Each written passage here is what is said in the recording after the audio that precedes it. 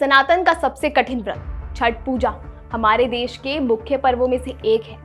छठ के दौरान 36 घंटे का कठिन निर्जला उपवास रखा जाता है। पर क्या आपको पता है कि इस व्रत को करने की प्रेरणा महिलाओं को आखिर मिलती कहां से? इसको करने के लिए कहां से इतनी हिम्मत आती है और इसके पीछे क्या रहस्य है? जानने के लिए देखते रहिए द कर्मा। छठ पूजा का पर्व कार्तिक मास की शुक्ल पक्ष की षष्ठी तिथि को मनाया जाता है। इस त्योहार पर छठी माता और सूर्य देव की पूजा उपासना की जाती है। साथ ही भूख, प्यास तथा नींद पर विजय पाकर इस व्रत को रखा जाता है। पर इसके पीछे भी एक कथा है कि किस प्रकार आशा के सहयोग से भूख, प्यास और नींद पर भी काबू पाया जा सकता है। कार्तिक मास की चतुर्थी तिथि को पहले दिन नहाए खाए, दूसरे दिन खरना, तीसरे दिन डूबते सूर्य को और चौथे दिन उगते सूर्य को अर्घ दिया जाता है। इस व्रत के दौरान हर व्रती को एक कथा सुनाई जाती है, जिससे छठ जैसे कठिन व्रत को करने की प्रेरणा उन्हें मिलती है। कथा कुछ इस तरह से है जिसमें 4 बहनों को दर्शाया गया है जो इस व्रत को करने के लिए बहुत जरूरी होता है। वो 4 बहनें थी निद्रा माई, प्यास माई, भूख माई और आशा माई।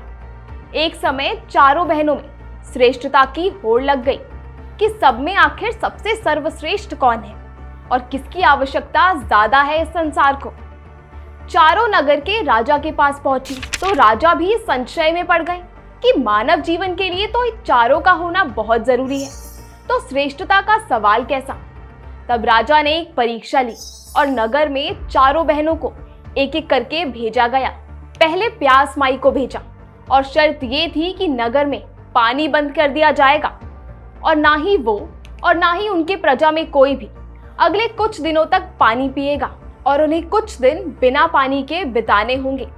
पर वो केवल एक ही दिन में बिना पानी के व्याकुल हो गई और उन्होंने किसी गड्ढे से पानी पी लिया और इस तरह वो इस परीक्षा में हार गई। इसके बाद भूख माई को भेजा गया और शर्त ये थी कि बिना भोजन के उन्हें कुछ दिन बिताने हैं, पर वो भी केवल 2 दिन ही बिना भोजन के रह पाई। फिर अगली बारी थी निद्रा माई की, जिनके लिए ये शर्त रखी गई कि बिना सोए उन्हें अगले कई दिन बिताने होंगे। कुछ दिनों तक उन्होंने नींद पर खूब काबू किया, पर तीसरे दिन बाद वो अधमरी सी हालत में होकर सो गई।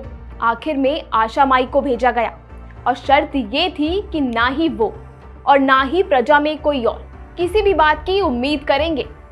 पर यह शर्त सबसे कठिन रही और एक भी व्यक्ति आशा के बिना कोई भी काम नहीं कर पाया। जब जीने की, आगे बढ़ने की उम्मीद ही नहीं रहेगी तो जीवन जीना कठिन हो जाता है और इस तरह आशा माई सबसे सर्वश्रेष्ठ निकली। इस व्रत कथा का छठ महापर्व से बहुत बड़ा संबंध है। इस व्रत को रखना जितना कठिन है उतना ही जरूरी है इस कथा के पीछे का उद्देश्य जानना।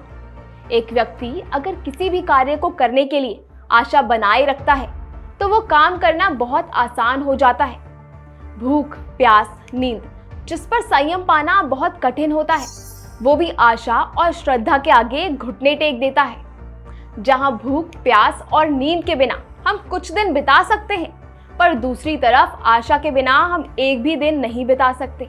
इसी प्रकार हमारी छठ व्रती महिलाएं दृढ़ निश्चय और आशा करके छठी मैया और सूर्य भगवान को ये व्रत समर्पित करती हैं और अपने परिवार और बच्चों के लिए मंगल कामना करती हैं। उम्मीद है हमारी ये वीडियो आपको पसंद आई होगी। सनातन धर्म से जुड़ी और जानकारी के लिए बने रहिए द कर्मा के साथ। धन्यवाद।